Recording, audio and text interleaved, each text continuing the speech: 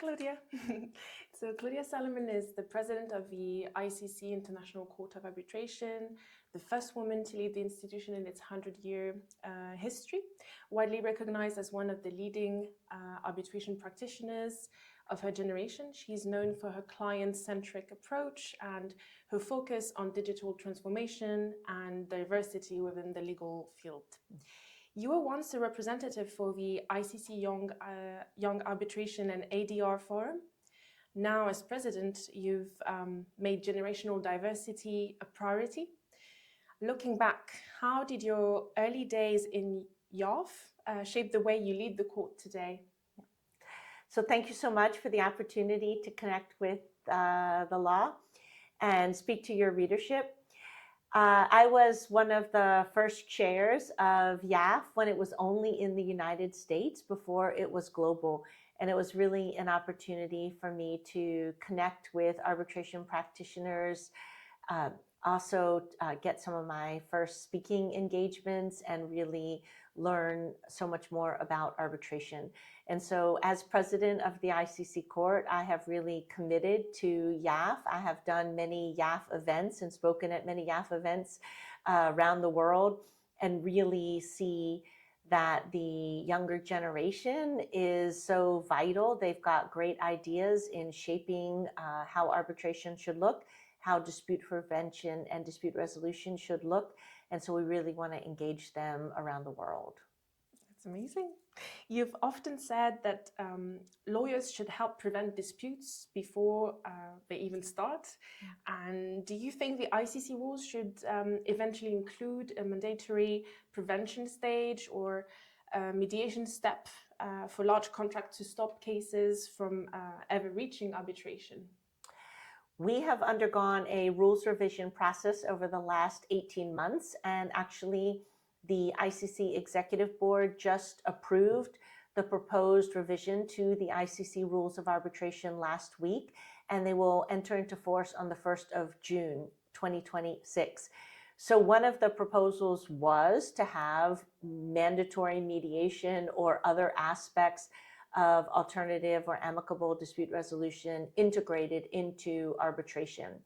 We listened to in-house counsel all over the world, and while there were certainly some proponents of mandatory or requirements around mediation or amicable dispute resolution, many other sophisticated in-house counsel said they did not want such a requirement, that they said that if they feel that they should resolve a dispute or settle a dispute, they know how to do that. And so we will have guidance notes on good practices, and we will integrate many of the recommendations that are in the report of the ADR and Arbitration Task Force, but we made a decision not to add any requirements or mandatory aspects connected to mediation. And in such a divided geopolitical world, how does the ICC stay neutral while also acting as a gatekeeper for global legal compliance? In our more than 100-year history, being an independent and impartial arbitral institution has been core to our identity, and that is no more important than today. We have also had to deal with sanctions and other types of regulatory issues well before the current geopolitical environment. So we understand how to navigate those legal issues, and that does not impact how we maintain our independence and impartiality.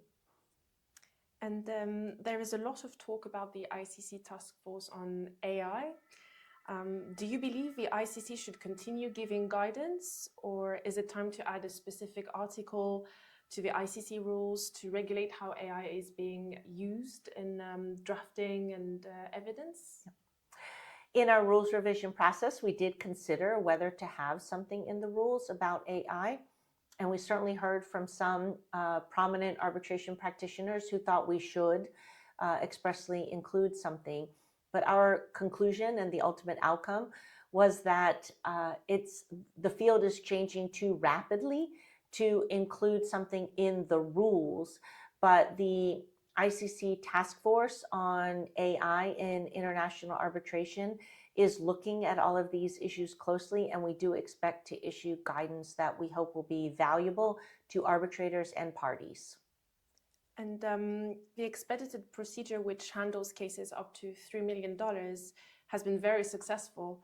Given the current global economy, is the ICC considering raising that $3 million limit even higher to allow more companies to benefit from faster process? Yep. The expedited procedures were introduced in 2017, and the current threshold for those procedures is, as you said, 3 million USD.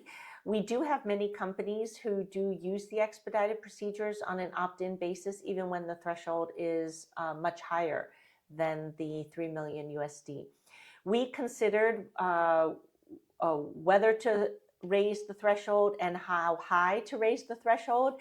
And I can tell you that as of the 1st of June, we will have an increased threshold, which will really reflect the needs of the parties, the interest in the parties in having more efficiency and a process that deals with costs. But we will announce shortly what the threshold will be. The ICC recently hit its 30,000 case milestone, but new arbitration centers are opening all over the world. And what is the one advantage that will keep ICC at the center of international arbitration for the next 30,000 cases? Service.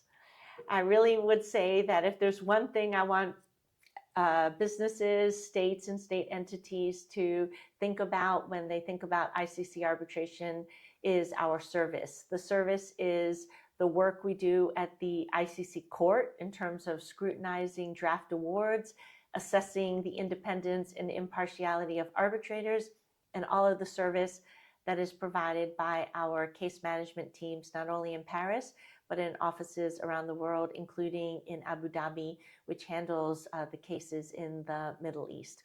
We have so many cities and countries wanting to have new arbitration institutions, but I think an institution is so much more than brick and mortar. It is its history, it is its people, and it's really its knowledge and know-how and connection to the global business community. That's perfect. Thank you so much for your time Great. in this conversation today. Thank you so much.